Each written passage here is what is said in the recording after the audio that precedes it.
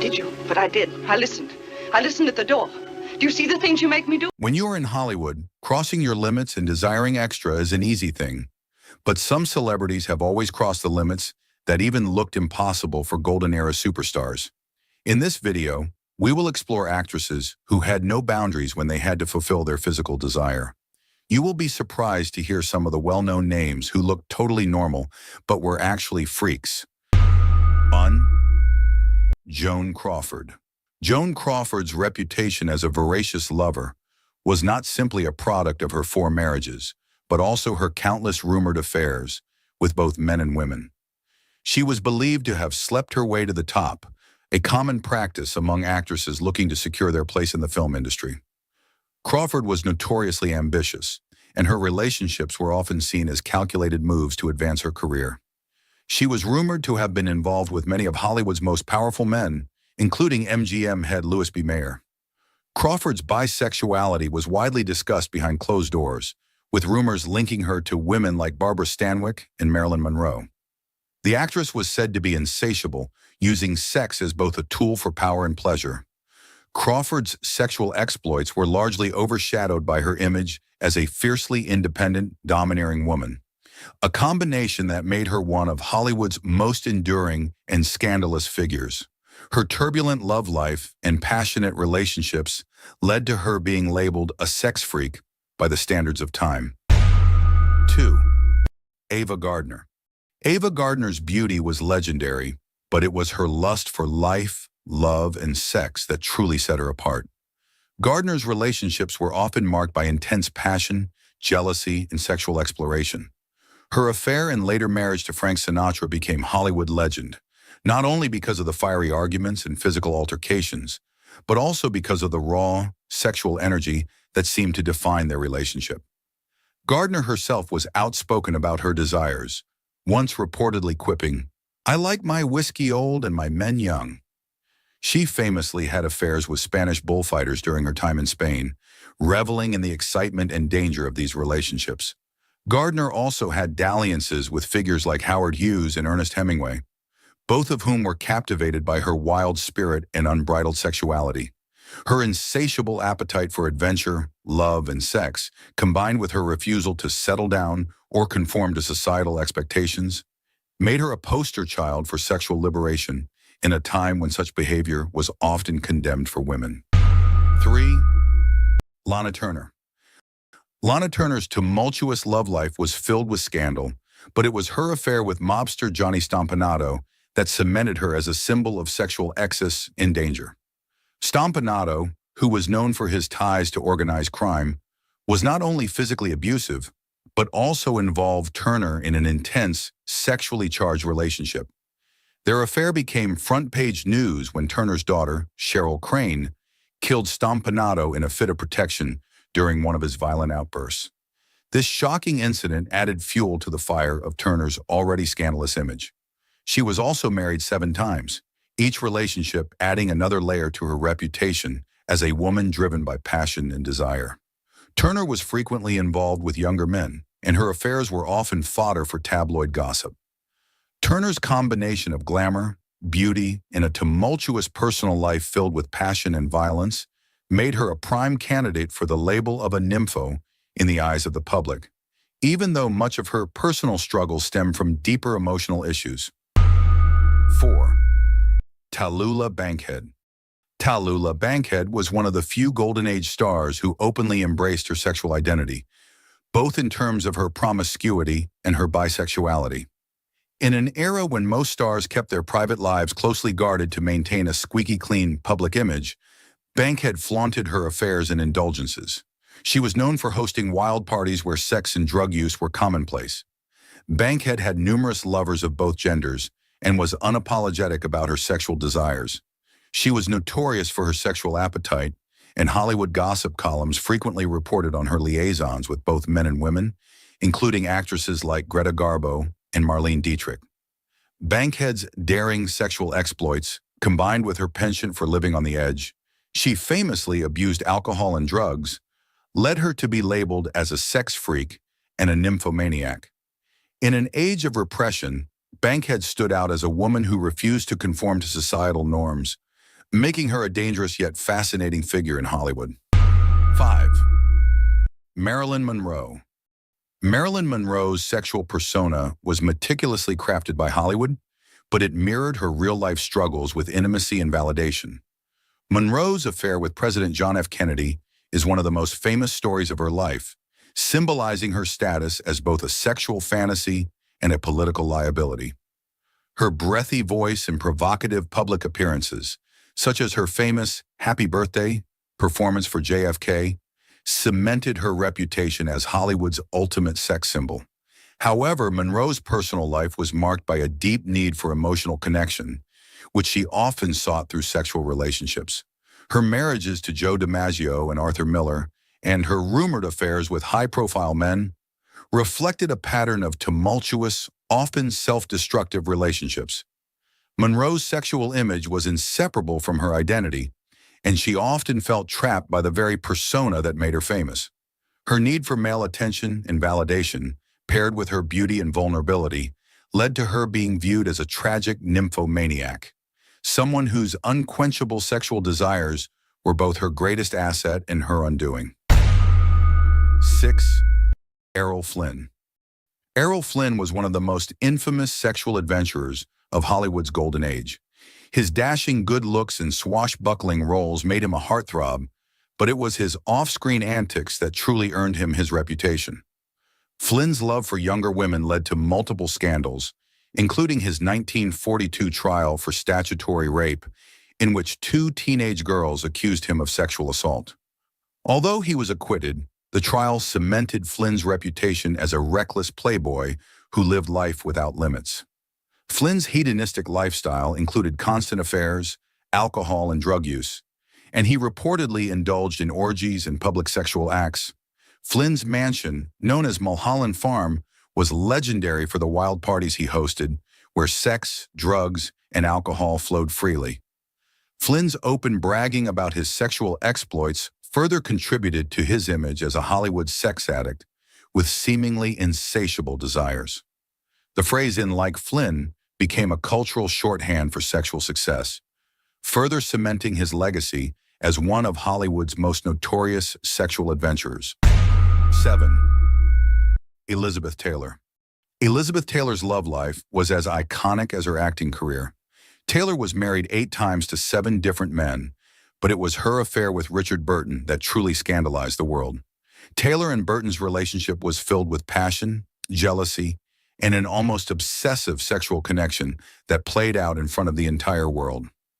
The two met while filming Cleopatra, and despite both being married to other people at the time, they embarked on one of the most famous and fiery affairs in Hollywood history. Their tumultuous romance was marked by constant breakups and reconciliations, often fueled by their mutual alcoholism and sexual obsession. Taylor's numerous other marriages and affairs, including a scandalous relationship with hotel heir Nikki Hilton and her much-publicized romance with Eddie Fisher, who left Debbie Reynolds for her, further cemented her as a woman who lived for passion and romance. Taylor was often labeled as a nympho for her voracious appetite for men in love, and her larger-than-life persona only added to this myth. 8. Vivien Leigh. Vivien Leigh's sexual history was closely intertwined with her mental health struggles, making her both a tragic and alluring figure. Her marriage to Laurence Olivier, which began as a passionate affair while they were both married to other people, was marked by intense emotions and sexual chemistry.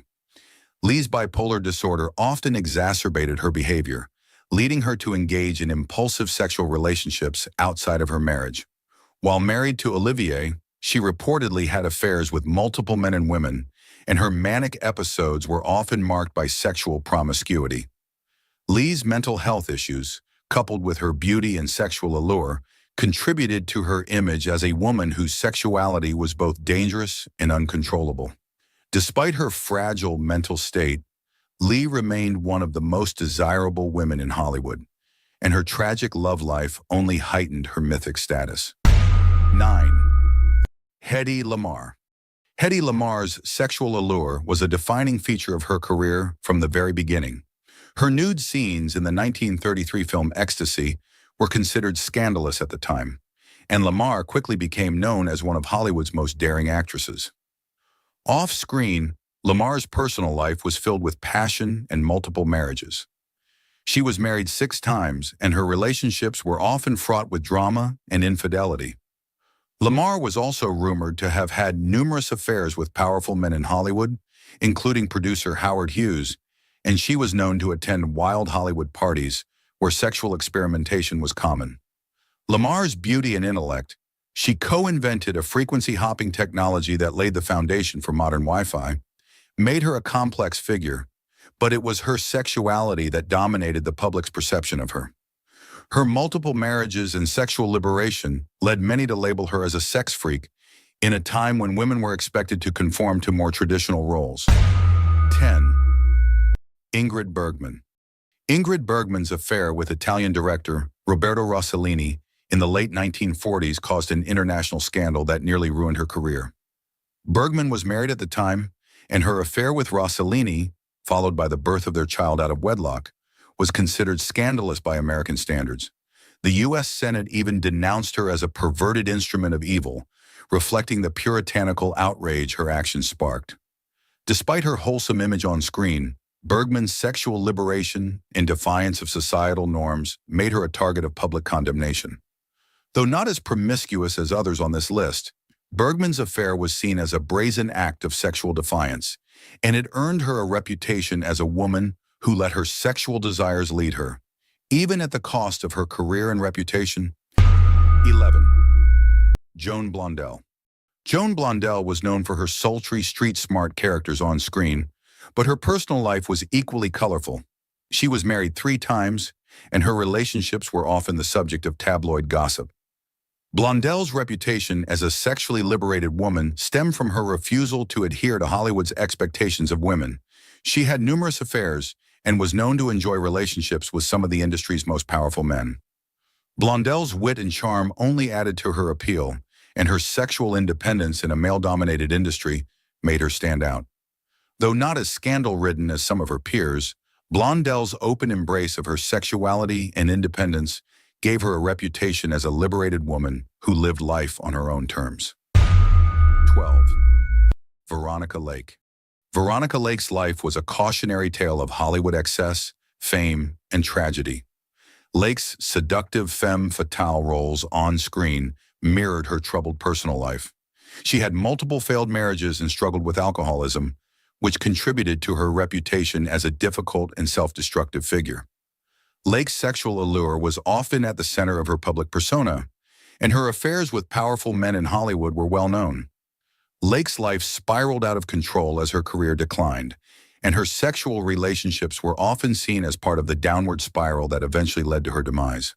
Lake's beauty and sexuality were central to her fame, but they also contributed to her undoing as she became a victim of Hollywood's obsession with youth, beauty, and sexual appeal. Each of these stars, whether through their open embrace of sexuality, scandalous affairs, or reputations as insatiable lovers, contributed to Hollywood's legacy of sex and scandal. These actors and actresses became symbols of excess, desire, and, in many cases, tragedy, as their personal lives played out in the public eye, feeding the tabloid machine and furthering their reputations as nymphos or sex freaks. What if the golden glow of old Hollywood was just a mask hiding secrets that could shake its very foundation? Behind the perfect smiles and red carpet charm, there were clandestine love affairs, scandals so powerful they changed careers, reshaped studios, and rewrote Hollywood history. These weren't just flings.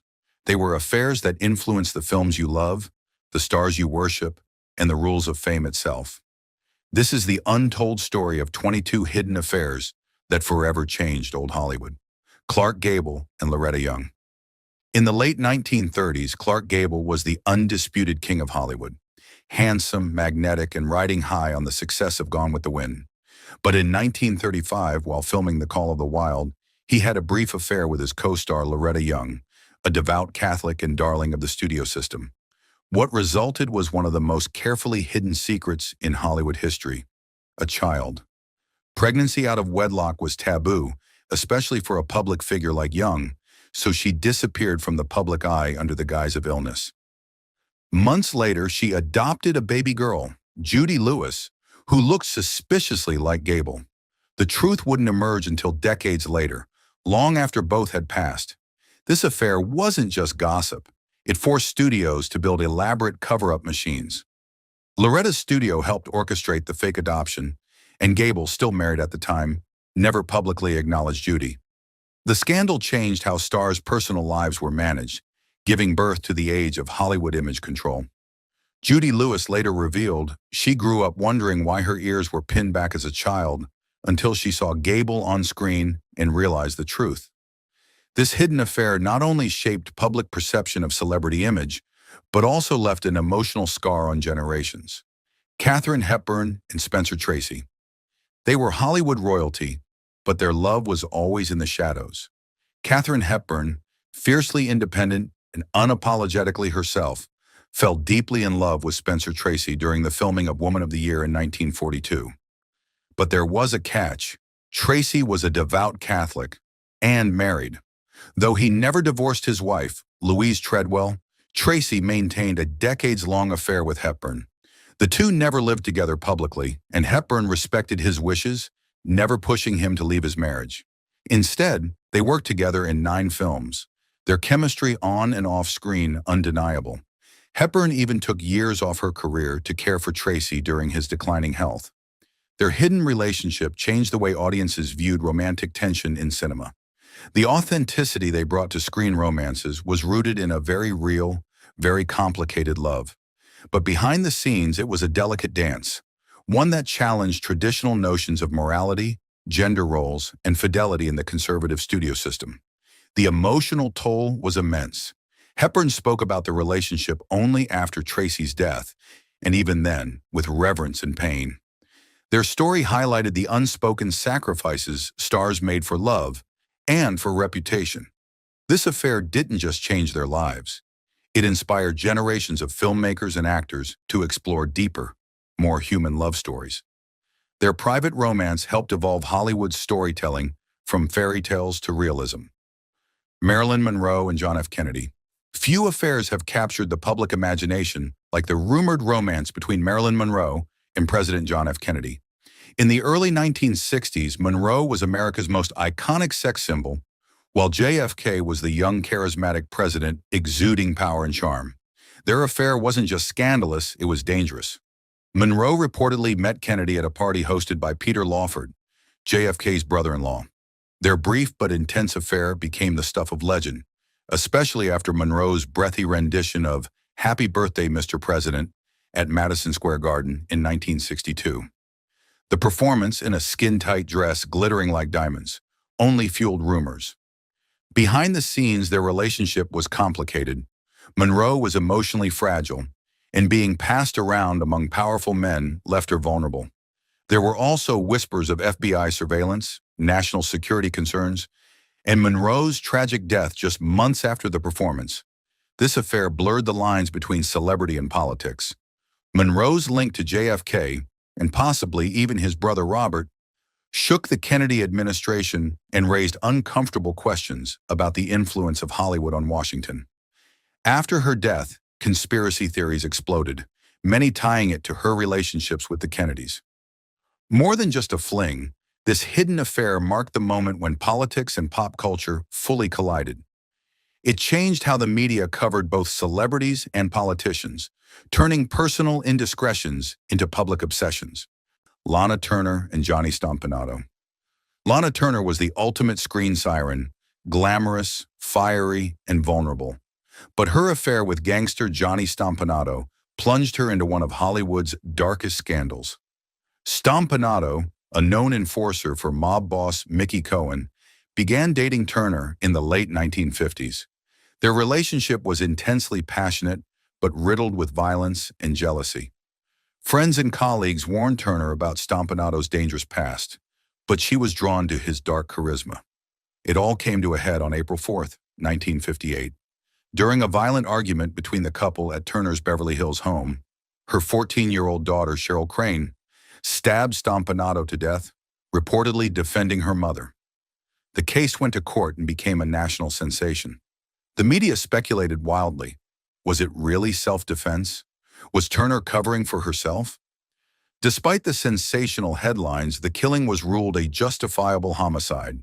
But the affair had consequences. Turner's image took a major hit. While her acting career continued, the scandal haunted her for the rest of her life.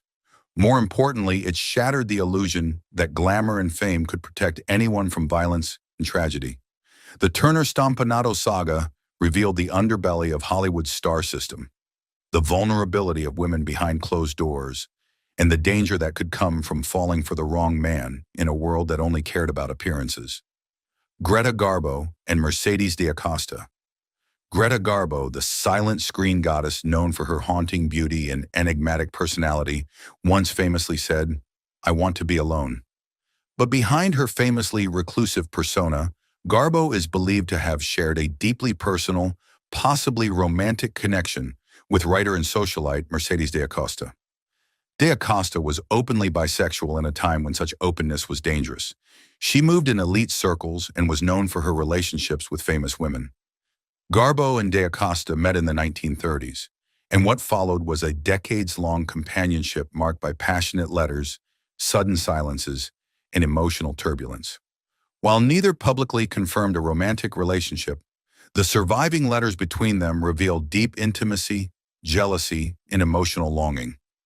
Garbo would often withdraw, while Acosta's letters begged for attention and affection. When Acosta published her memoir, Here Lies the Heart, in 1960, Garbo was furious. Though Acosta revealed no explicit secrets, Garbo severed all ties. Their whispered affair shed light on the invisible walls built around LGBTQ+ identities in old Hollywood. Garbo's silence spoke volumes about the pressures actresses faced in maintaining a heteronormative public image. And Acosta's heartbreak became emblematic of the erasure faced by queer women in Hollywood history. Orson Welles and Rita Hayworth. Orson Welles was the boy wonder of Hollywood, the man behind Citizen Kane. Rita Hayworth was the ultimate bombshell, the face of Gilda and the fantasy of millions. When they married in 1943, it was seen as the union of brilliance and beauty. But beneath the surface, it was doomed from the start. Welles was deeply in love with Hayworth, but overwhelmed by insecurity and ambition. He was often absent, lost in his projects, traveling for shoots, or wrapped in political discussions. Hayworth, emotionally starved and often treated more like a trophy than a partner, began to drift away. Their marriage deteriorated, but Welles always carried regret. "If this was a mistake," he once said, "it was the most beautiful mistake of my life." Hayworth likewise said he had never truly understood her. Their divorce in 1947 marked not just the end of a marriage, but of two people who could never sync their genius with their vulnerability. This affair highlighted the loneliness that often comes with fame, and how even two icons could fall apart while the cameras kept rolling. It became a cautionary tale about emotional neglect in relationships forged under Hollywood's spotlight. Rock Hudson and Lee Garlington. Rock Hudson was the ultimate 1950s matinee idol, tall, handsome, and marketed as the dream husband for every American woman. But privately, he lived a different truth. For years, he was in a committed relationship with Lee Garlington, a man he loved deeply but could never acknowledge publicly. In the 1960s, their love played out in secret. Garlington would sneak out the back door to avoid the press. The two took road trips together, used coded language, and lived in constant fear of exposure. Hollywood studios had crafted an image for Hudson that left no room for deviation. Even rumors could destroy careers. Their affair eventually ended under pressure, and Hudson continued living in the closet, until his AIDS diagnosis in the 1980s forced the truth into the open. His revelation shattered Hollywood's illusions and forced the industry and the world to confront its treatment of LGBTQ+ people. Hudson's story was not just about love, it was about survival, sacrifice, and systemic repression. His hidden affair with Garlington exposed the suffocating rules stars lived under and helped ignite the long, painful push for authenticity in celebrity culture. Gene Tierney and JFK. Before John F. Kennedy became president, he had a reputation as a charming womanizer, and one of his most overlooked affairs was with actress Gene Tierney. Tierney, known for her luminous performances in Laura and Leave Her to Heaven, had a fragile mental health history, and her time with JFK came during a particularly vulnerable period. They met in the late 1940s. Kennedy, a young congressman, was smitten. Tierney was recovering from personal tragedies, including the birth of a disabled child due to rubella she contracted from a fan. Their affair was marked by tenderness and escape, two broken people finding comfort in each other's arms. But the relationship was never going to last.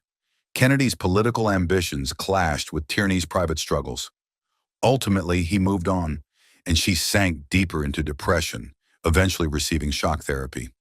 Their affair, little known today, revealed the emotional toll stardom took on women like Tierney, and how even love couldn't rescue someone from the silent war of mental illness.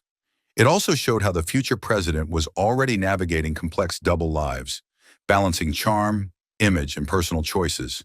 Marlene Dietrich and Edith Piaf. Marlene Dietrich, the German-American screen siren, and Edith Piaf, France's beloved songbird, shared a friendship so intense it was often rumored to be romantic. The two met in the 1950s at the height of their fame, and what followed was an affair whispered about in cafes and hotel rooms, but never spoken aloud. Dietrich, always fearless in her sexuality, found in Piaf a soul just as tortured and brilliant as herself. Their affair, though never officially confirmed, is supported by letters and accounts from close friends, describing late-night phone calls, months of companionship, and a love that defied borders and societal expectations. Their relationship blurred the line between friendship and romance, proof that love in Hollywood didn't always fit into boxes. If true, theirs was a union of two broken artists bound by grief, fame, and vulnerability. The affair's legacy lies in its mystery, a reminder that some love stories had to be lived in the dark to survive. Errol Flynn and Beverly Adlin. Errol Flynn was the swashbuckling heartthrob of the 1930s and 40s, dangerous, charming, and deeply troubled. In his final years, he began a relationship with Beverly Adlin, a teenage aspiring actress, when she was just 15 years old. The age gap and power imbalance turned this affair into one of Hollywood's most disturbing scandals. Flynn, already dogged by accusations of statutory rape in earlier years, didn't hide the relationship. Adlin even accompanied him on film shoots and public events. When Flynn died suddenly in 1959, she was by his side, a teenager mourning a man twice her age.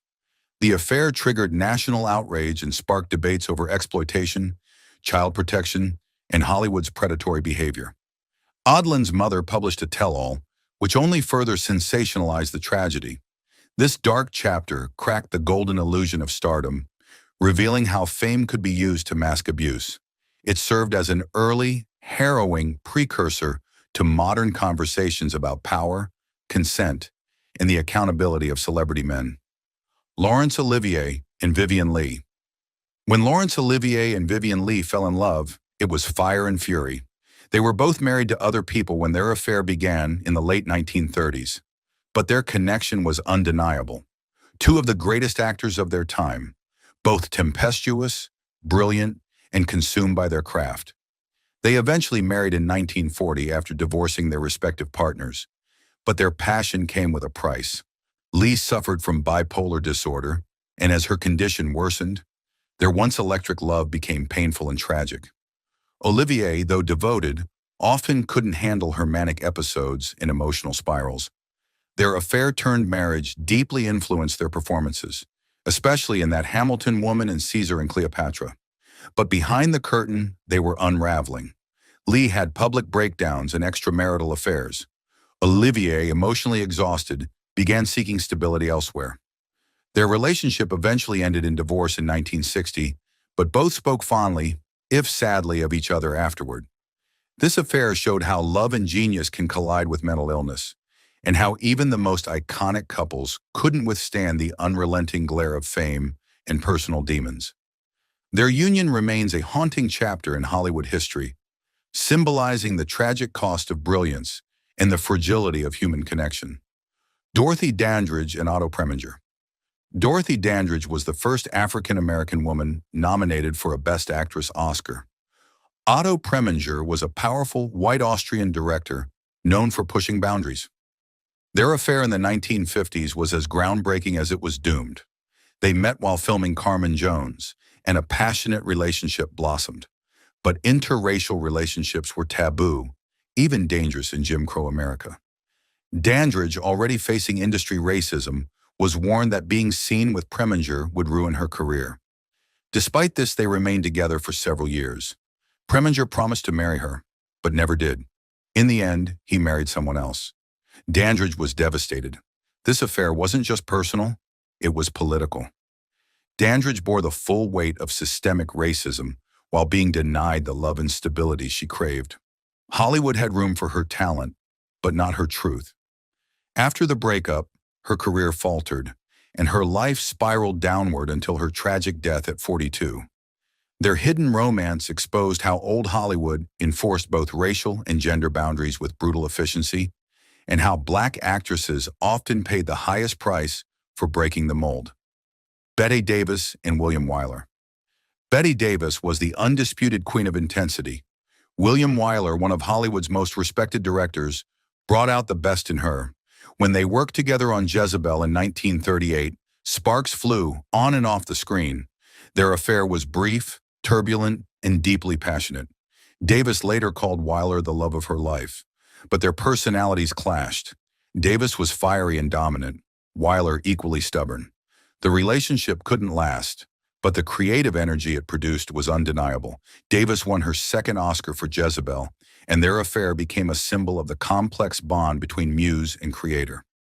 Wyler directed her in 2 more films, and though they never rekindled their romance, the emotional residue remained. Davis never fully got over Wyler. She once said, "He was my director. He was my lover. He was the only man I ever truly loved." Their hidden affair didn't destroy careers or make headlines, but it redefined the artistic possibilities of actor-director collaborations. It also showed how private heartbreak could fuel unforgettable performances. Judy Garland and Tyrone Power. Judy Garland was the voice of a generation, but her personal life was a battlefield. Tyrone Power was the dashing matinee idol with demons of his own. In the late 1940s, while both were involved with others, they reportedly shared a brief but emotionally intense affair. Power was one of the few men Garland trusted. She was reeling from studio pressure, drug dependency, and failing marriages. Power, equally haunted by fame's weight, provided a temporary haven. Their relationship was mostly kept under wraps, a quiet escape from the madness of MGM. When Power died suddenly of a heart attack in 1958, Garland was devastated. She reportedly wept uncontrollably, locking herself in a room for hours. Though never officially confirmed, many close to Garland said the bond she shared with Power was one of the few that gave her peace. Their affair didn't alter careers or start headlines, but it revealed the desperate longing for normalcy among 2 of Hollywood's most exploited stars. It showed how love, even brief, could offer refuge in a world that chewed up and spit out its brightest talents. These 22 hidden affairs weren't just private liaisons. They were seismic events that reshaped the industry, shattered illusions, and revealed the human heart beneath Hollywood's glittering mask. Behind every perfect smile was a secret. Behind every kiss on screen, 1,000 untold stories off it. If these walls could talk, they'd whisper names, and they'd tell you that love, especially forbidden love, was the true star of old Hollywood. Ava Gardner and Frank Sinatra. Frank Sinatra was the crooner with a temper. Ava Gardner was the femme fatale with a heart of gold. Together, they ignited a relationship so explosive, it nearly destroyed them both. Their affair began in 1949, while Sinatra was still married to his first wife, Nancy. Gardner, just rising to superstardom, was reckless and intoxicating. Sinatra was obsessed. He divorced Nancy and married Ava, but the marriage was a battlefield of jealousy, drinking, and infidelity. Studios panicked. Gardner's career soared while Sinatra's plummeted. He was seen as a lovesick wreck, his public image shattered. Columbia and MGM considered dropping him. It wasn't until Ava pulled strings with studio heads to get him cast in From Here to Eternity that his career resurrected, and he won an Oscar. Their affair and chaotic marriage changed how Hollywood viewed star relationships. It proved that love could destroy or save a career, and it set a precedent for celebrity couples becoming box office headlines. They divorced in 1957, but Sinatra remained devoted to Ava for life. Their letters, filled with regret and longing, were later published, showing how deep and damaging their love had been. Charlie Chaplin and Joan Barry. Charlie Chaplin was more than the little tramp. He was a titan of silent cinema, revered across the globe. But behind the smile was a man embroiled in one of Hollywood's ugliest scandals. In the early 1940s, Chaplin began a tumultuous affair with aspiring actress Joan Barry, a relationship that quickly turned toxic. Their romance was brief and chaotic, filled with public fights and breakups. When Barry became pregnant in 1943, she claimed the baby was Chaplin's. He denied paternity and refused to support the child, which led to a scandalous trial that captivated the nation. Even though blood tests excluded Chaplin as the father, they were ruled inadmissible in court. He was ordered to pay child support anyway, and the case made front-page news across America. His image, once untouchable, was dragged through the mud. The Chaplin-Barry scandal wasn't just salacious, it was political. Chaplin, known for his progressive views, had already drawn criticism from conservative America. The affair gave fuel to J. Edgar Hoover and the FBI, who had been watching Chaplin for years. They used the scandal to brand him as immoral and un-American, leading to his eventual exile from the United States in 1952. This hidden affair didn't just damage a legend's reputation, it became a weapon used by the government to silence dissent. It also forever changed how Hollywood treated scandal. No longer was personal life separate from public perception. Ingrid Bergman and Roberto Rossellini. Ingrid Bergman was once America's cinematic sweetheart, the luminous star of Casablanca and Gaslight. But when she fell in love with Italian director Roberto Rossellini in 1949, everything changed dramatically and publicly. Bergman and Rossellini met while she was still married, and he was involved with another woman. Their collaboration on the film Stromboli quickly turned into a passionate affair. Soon after, Bergman became pregnant with Rossellini's child, causing an international scandal that outraged conservative America. The backlash was swift and brutal. U.S. senators denounced her on the Senate floor. The press called her an apostle of degradation. Fan mail turned to hate mail. She was banned from major studios, labeled a fallen woman, and essentially blacklisted from American film. But Bergman didn't beg for forgiveness. Instead, she left Hollywood behind and moved to Italy, marrying Rossellini and starting a new life. The couple made several films together, though their marriage eventually dissolved. This hidden affair wasn't just tabloid fodder. It changed the global perception of stardom and morality. Bergman's fall from grace revealed the deep grip of Puritan values in post-war America, while her comeback years later, culminating in an Oscar for Anastasia, was seen as a triumph of artistic merit over moral judgment. Her story paved the way for future actresses to reclaim their careers after scandal and prove that talent could outlast shame. Joan Crawford and Marilyn Monroe. Joan Crawford and Marilyn Monroe, two icons from different generations, both symbols of beauty, power, and pain. But few know that behind the scenes, they were once entangled in a brief, passionate, and deeply complicated affair. According to Monroe's close friends and several biographers, the two women had a clandestine encounter in the early 1950s, shortly after Monroe began rising through the Hollywood ranks. Crawford, older and always hungry for control and admiration, allegedly initiated the affair. Monroe, insecure and seeking acceptance, was drawn to the legendary star.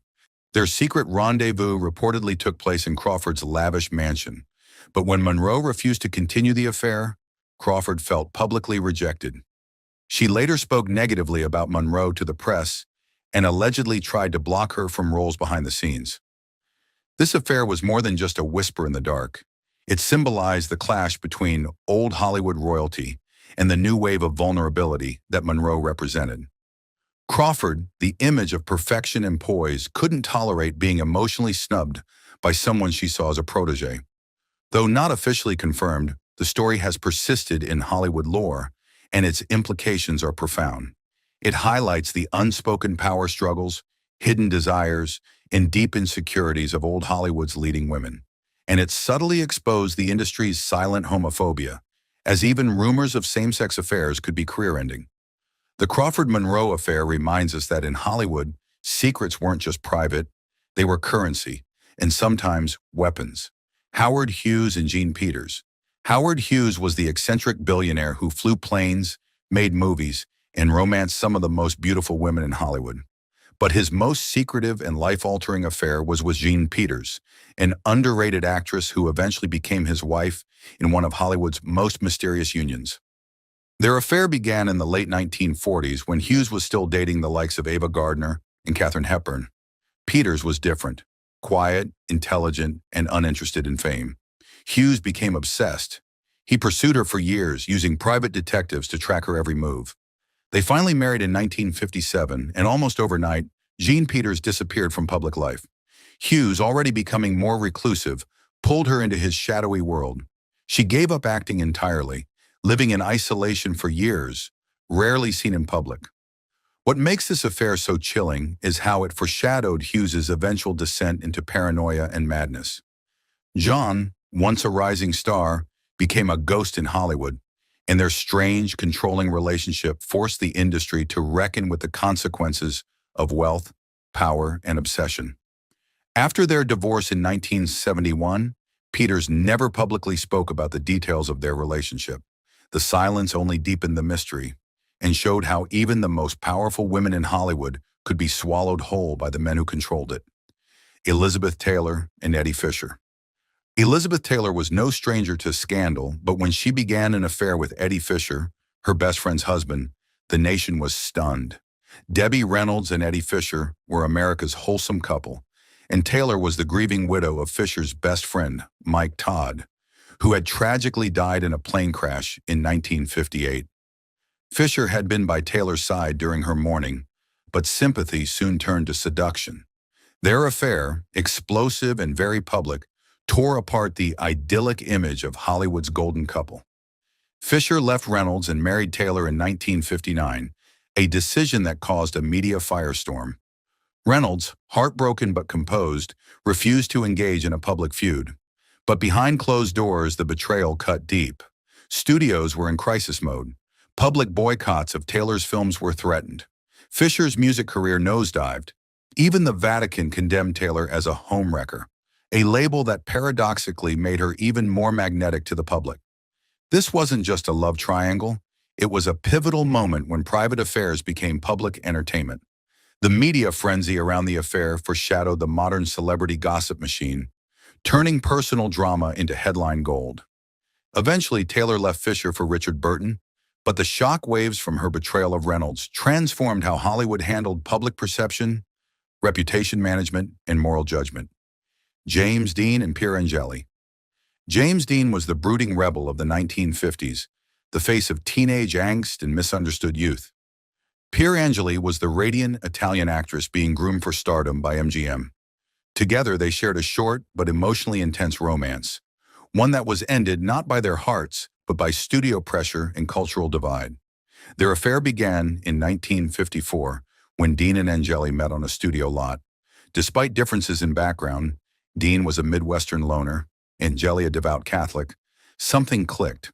But Angeli's conservative mother disapproved of Dean's image and lifestyle, fearing he would tarnish her daughter's career and soul. Under pressure, Angeli broke off the relationship and married singer Vic Damone instead. Dean was reportedly devastated. On the day of her wedding, he sat across the street on his motorcycle, watching the ceremony silently. Less than a year later, Dean died in a car crash. Angeli later admitted that Dean was the love of her life. Their romance was brief, intense, and doomed by external forces. For Hollywood, it exposed the controlling grip of studios and families over the personal lives of stars. Love, even the deepest kind, could be sacrificed for reputation. The tragic end of their love story added to the mythos of James Dean, the star who lived fast, died young, and left a trail of broken hearts behind.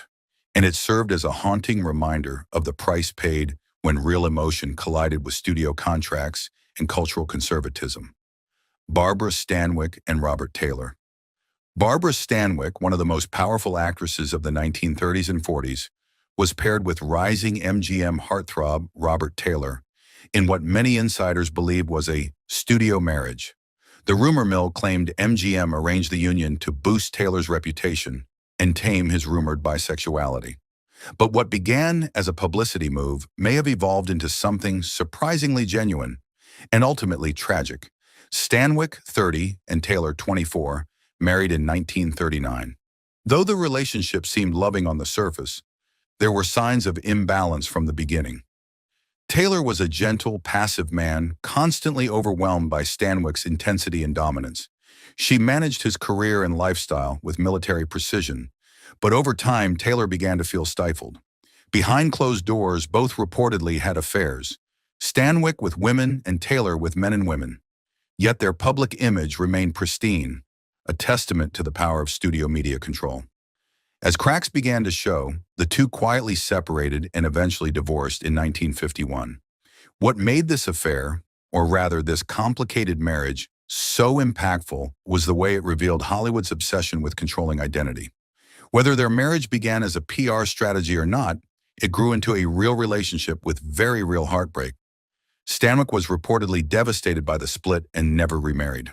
Their story exposed the truth behind many so-called perfect couples in Hollywood and gave rise to new conversations, albeit whispered, about sexuality, performance, and the sacrifices made to preserve image. Betty White flirted, Nicole Kidman confessed. Kristen Bell melted. Jason Momoa turns interviews into romantic comedies without even trying.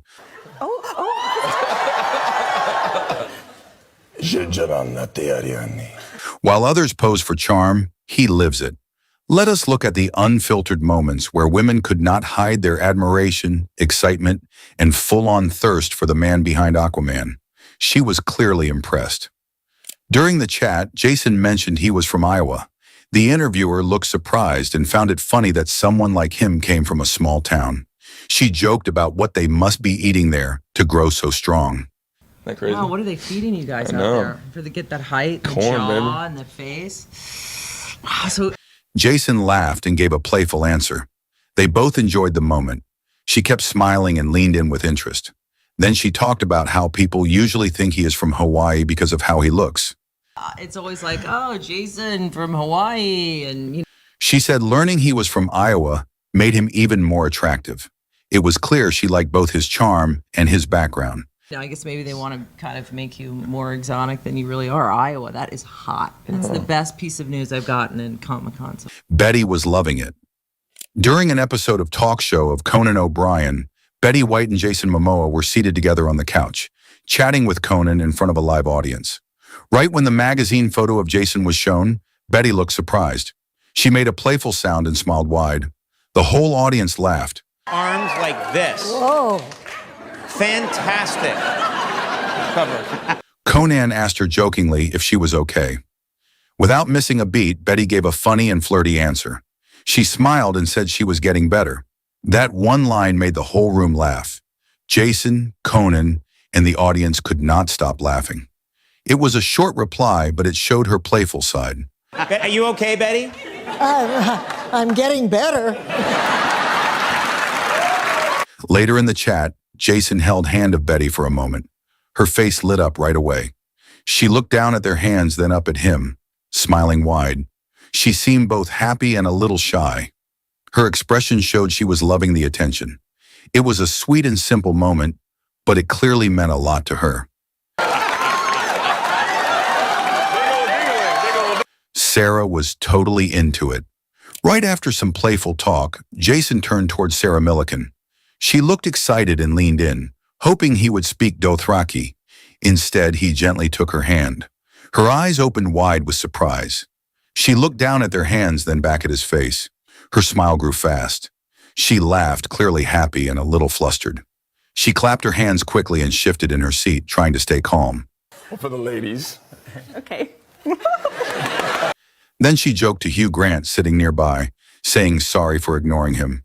She could not stop smiling. Sorry, I know I love you, but sorry. Jason looked into her eyes and spoke a line in Dothraki, softly and seriously. Sarah was totally caught up in the moment. Her body language showed it all. She laughed again, looking thrilled. She was completely charmed.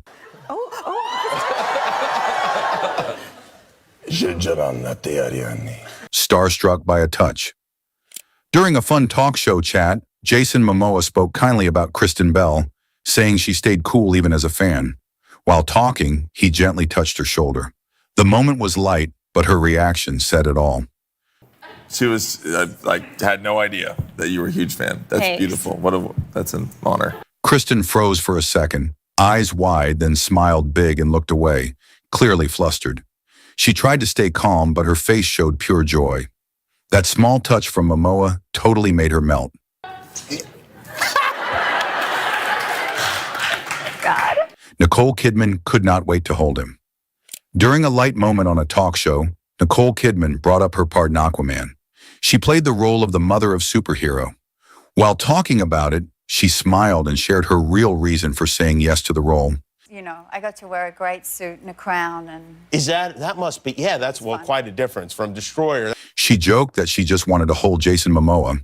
That was enough to get the audience laughing. The host smiled and Nicole kept it playful but honest. You know, hold Jason Momoa. Yeah, to cradle Jason is really Fans online picked up on that line quickly. It was clear that even an award-winning actress like Nicole was not immune to the charm of Jason. Her comment was short and fun, but it added her name to the growing list of women who showed open interest in him. Helen Mirren flirts with charm. At a press interview for Fast 10, Helen Mirren was asked about the new cast and Jason Momoa joining the film. The reporter asked a cheeky question about her thoughts on working with Jason. As soon as the question was asked, her mood changed. A playful look appeared on her face. Her smile became wider, and there was a sparkle in her eyes. It was clear that she found the question funny and interesting. Big movie's coming out. Just been announced that Jason Momoa is going to be in Fast 10. Are you looking forward to maybe getting your hands around someone like Jason Momoa? She paused for a second, then leaned a bit closer to the microphone. With a big smile and soft body language, she gave a teasing answer. Her hands were lifted slightly as she made a small gesture, like she was pretending to squeeze something. The moment felt light and flirty, and she seemed to enjoy it. Just round the bicep, maybe. Just a little squeeze of the bicep. To make the moment even funnier, she added a small comment about needing permission first. By the end, she admitted that she had a soft corner for him. The way she smiled while saying it made the whole moment feel genuine. If he will let me. He's a mate. I have a very, very big soft spot for Jason Momoa. Excitement of Emilia Clarke with Jason Momoa. Emilia Clarke is clearly excited sitting next to Jason Momoa. She laughs brightly at something he says, her whole face lighting up with joy. Her smile is huge and she leans forward, totally caught up in the moment. Hi. Hi, darling. Look, you came. Every bit of her reaction shows how much she appreciates being with him. It is clear she finds him both charming and hilarious. Finally. Reunited with your wife. Yes. Happy moment of Darcy Bussell with Jason. In 2018, Darcy Bussell joined Jason Momoa on The Graham Norton Show. During their chat, Jason shared how he takes fun photos with fans, often hugging women while playfully pushing their partners away. Graham showed a few funny examples of these photos, making everyone laugh. When they decided to recreate one, Darcy happily agreed to be part of the playful moment. She hugged Jason tightly, smiling brightly and even kicking her leg up in excitement. Her joy was obvious as she could not stop smiling during the hug. There we go. Come here. The recreated photo showed Darcy beaming and Jason holding her with a playful touch, leaving everyone in the audience amused by her genuine happiness. Ellen praises his style. Most people would never think of wearing a pink tuxedo to a big event. But during her talk show, Ellen mentioned how Jason Momoa made it work perfectly. She started talking about his Oscars look and said he looked really good. And at the Oscars, you wore like a pink velvet tux, which was gorgeous. Then she added that even his current outfit on the show looked great. Ellen especially praised the pink velvet tuxedo he wore on stage. All right, you were at the Oscars looking so fantastic. I love what you were wearing right now. You have great taste. A photo of that moment came up behind them. Both turned to look at it, and she kept complimenting his style. It was clear she liked his fashion sense and was not shy about saying it. Wow. That was the first shoot I've ever had made for me. Really? It was pretty, yeah. Chrissy Metz meets Jason Momoa.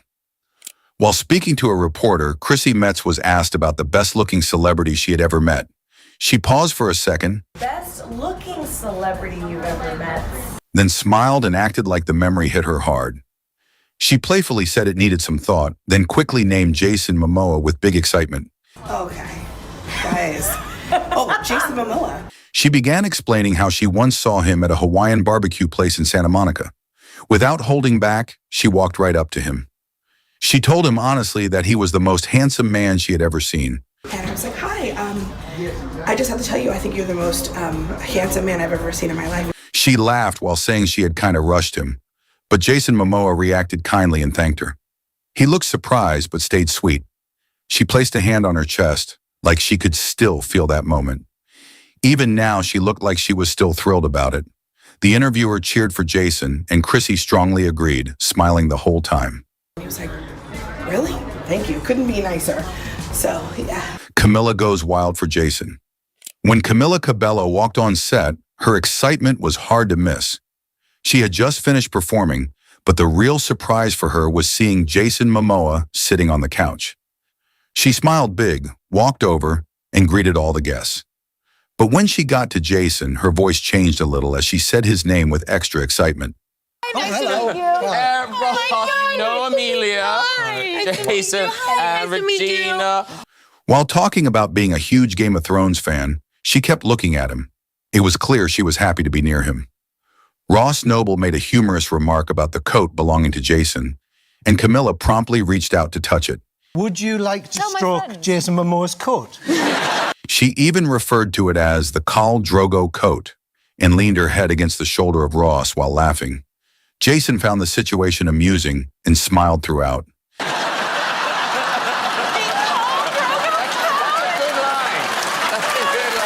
It was a lighthearted and enjoyable moment. The reaction of Camila revealed her admiration for him, and Jason appeared to appreciate the attention as well.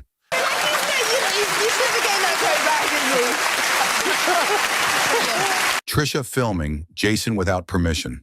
Trisha Paytas was clearly smitten by Jason Momoa. In the video, you can see how much she admired him. As she filmed him walking through the airport, her excitement was hard to hide.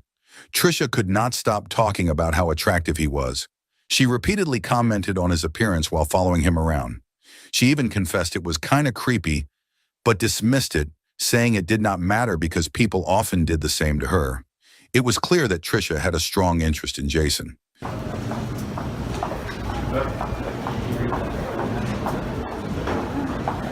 She was not merely following him around, she spent a significant amount of time filming him, highlighting how hot he appeared.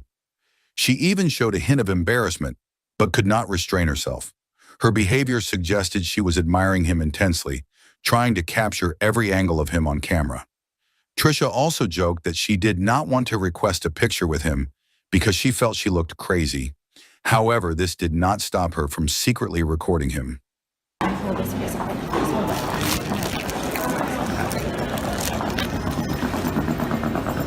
Pani flirting with Jason Momoa.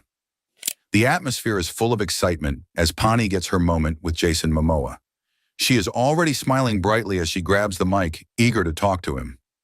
Right away, she shows admiration for him, calling him incredibly good-looking.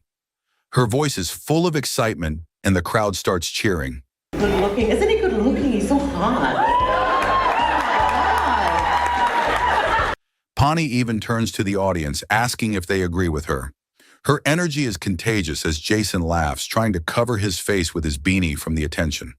Pani plays along, teasing him, saying he is so hot that it is hard not to be intimidated by him. I want some more, some more, some more. She keeps the compliments coming, calling his eyes makua hot like lava, making a fun joke about his Hawaiian roots. I'm trying not to be intimidated by your eyes.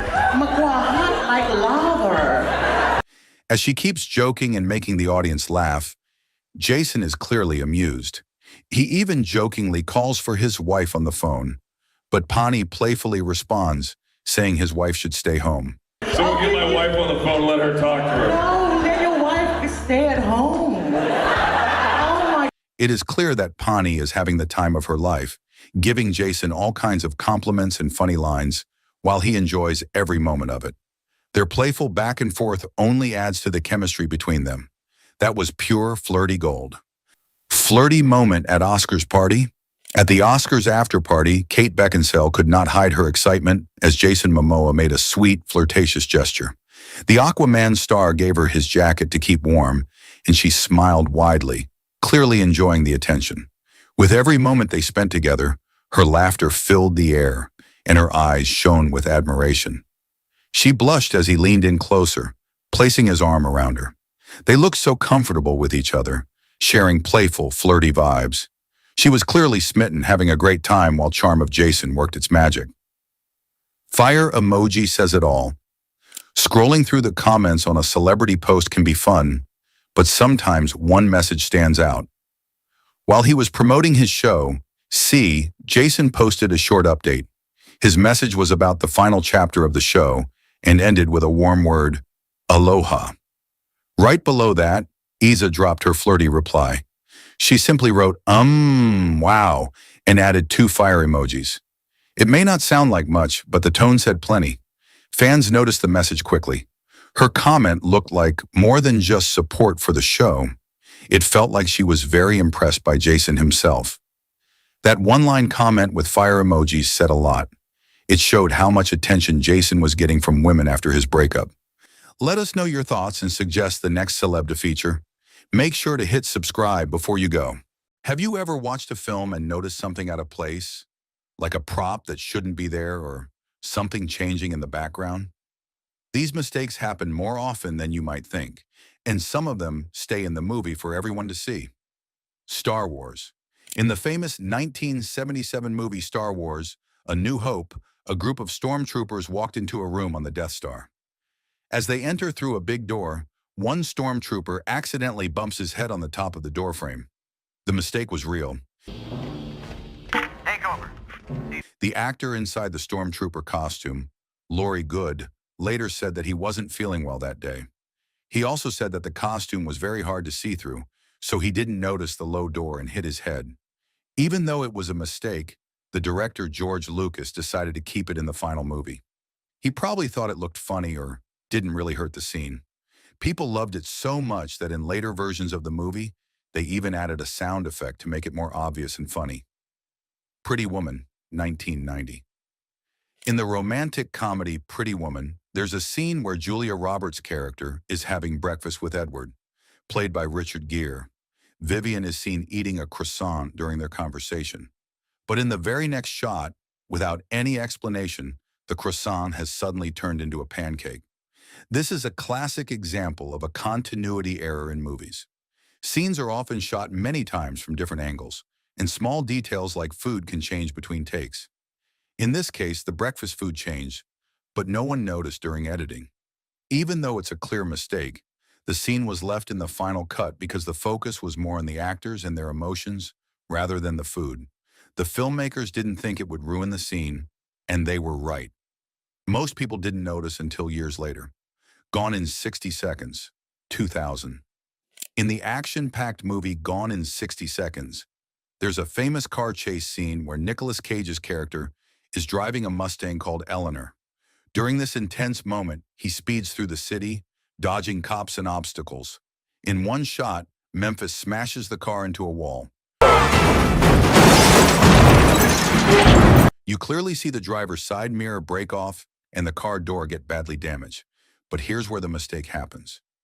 Just a few seconds later, in the very next scene, the car door looks completely fine. No scratches, no dents, and the mirror is magically back in place. The Curse of the Black Pearl, 2003. One of the most famous and funny mistakes ever spotted in a Hollywood film happened during the first Pirates of the Caribbean movie. In one scene, Captain Jack Sparrow, played by Johnny Depp, is standing proudly on his pirate ship, the Black Pearl, along with his crew. The camera shows a wide shot of the ship's deck. The focus is on pirates and their conversations. But if you look carefully at the left side of the screen, you'll notice something odd, someone who doesn't belong there at all. Standing in the background is a man wearing a white t-shirt, sunglasses, and a cowboy hat in totally modern clothing. He's not part of the movie, and he's definitely not a pirate. He was a crew member who accidentally got caught on camera during filming. Fans have since nicknamed him Cowboy Pirate because of his hat. The Fellowship of the Ring, 2001.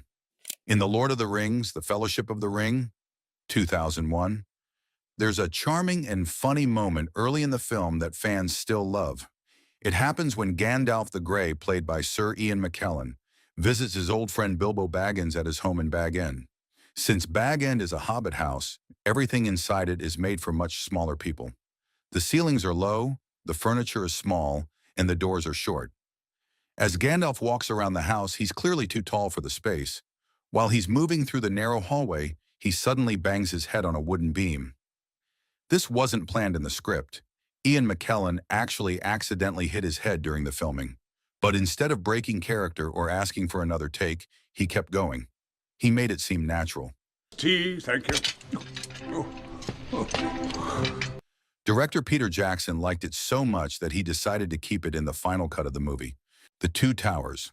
In The Two Towers, there's a powerful and emotional scene where Aragorn, played by Viggo Mortensen, believes that two of his close friends, Merry and Pippin, might be dead. He finds what looks like a pile of burned bodies and, in frustration, kicks a helmet lying on the ground and screams in pain. At first glance, it looks like a perfectly acted moment, but it wasn't just acting, it was real. Viggo Mortensen had actually broken two of his toes while kicking that heavy steel helmet. Viggo was deeply committed to the role of Aragorn. He often did his own stunts and preferred to stay in character, even when cameras weren't rolling. On this day, they were filming several takes of the scene. In the final take, Viggo kicked the helmet much harder than before. The force was so strong that he immediately fractured two of his toes. Instead of breaking character or asking to stop, he dropped to his knees and screamed in real pain, but it looked exactly like something Aragorn would do. Director Peter Jackson was watching the monitors and didn't realize at first that Viggo had hurt himself. But when he saw the playback, he noticed how powerful and real the scream was, and this is how it was made in the final cut. Ace Ventura. In Ace Ventura, when nature calls, there's a funny scene where Ace is talking to his enemy, Fulton Greenwall. They're sitting at a chessboard, and Greenwall is supposed to be playing a game of chess. However, if you look closely, you'll see something odd. The chess pieces on the board change positions between shots. Sometimes pieces disappear, and sometimes they show up in different places. It's not just a mistake, it happens many times in the scene.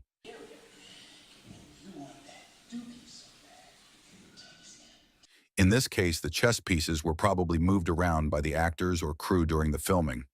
Since this scene has a lot of action and quick camera cuts, it's easy to miss the little details like the chess pieces.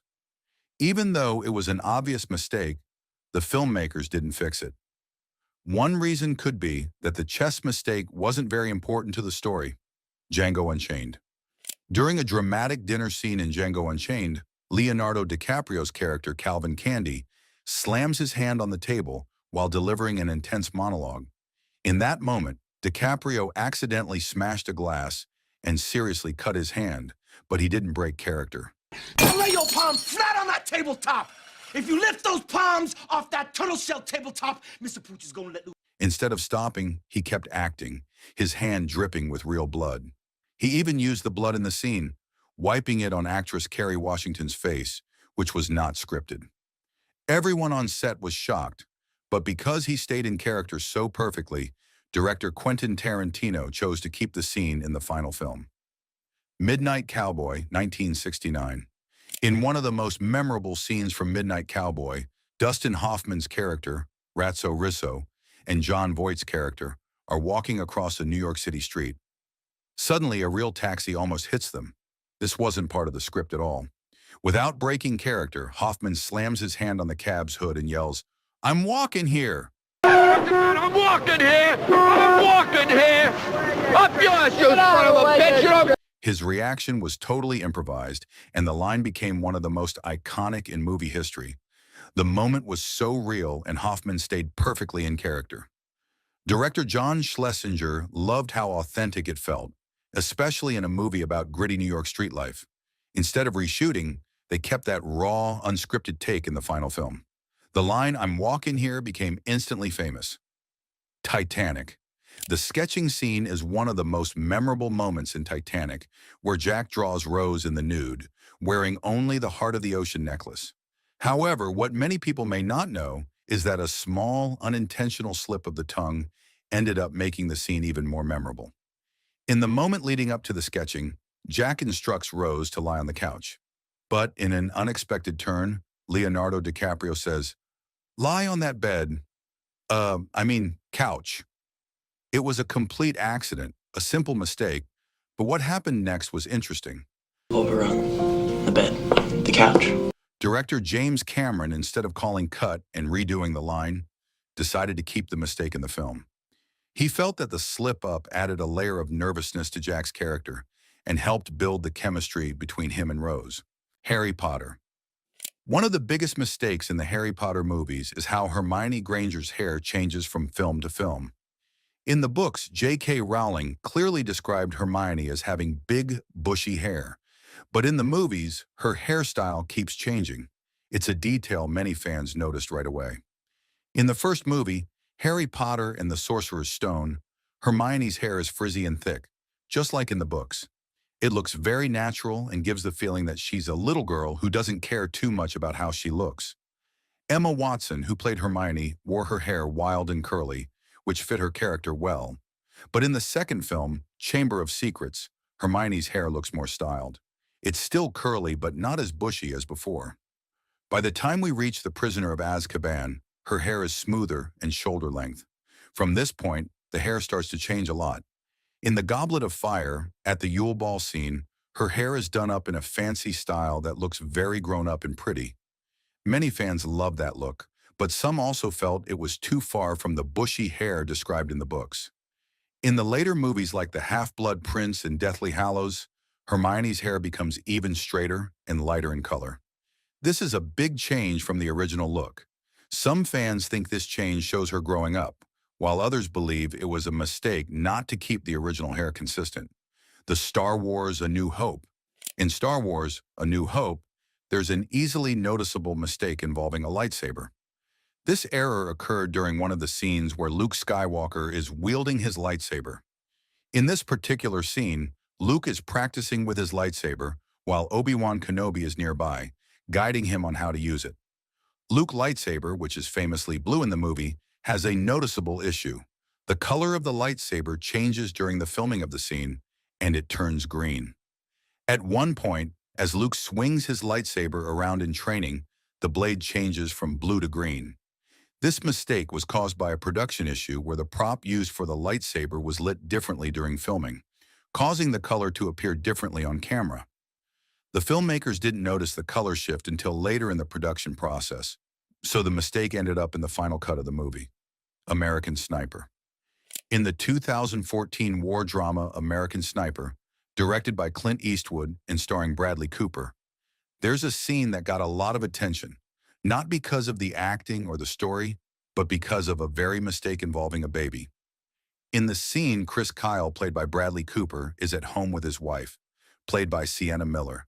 They are supposed to be holding and caring for their newborn baby, but if you look closely, you'll notice that the baby is clearly a plastic doll. It doesn't move at all, its skin looks fake, and Bradley Cooper even moves its hand with his own finger, trying to make it look more real. Car in an ancient battle in Braveheart. Braveheart is a famous movie released in 1995, directed by and starring Mel Gibson. It tells the story of William Wallace, a Scottish warrior who fights for freedom in the 13th century. The movie has big battle scenes, old costumes, horses, swords, everything you'd expect from a movie set hundreds of years ago. But there's one scene that made people laugh because of a big mistake.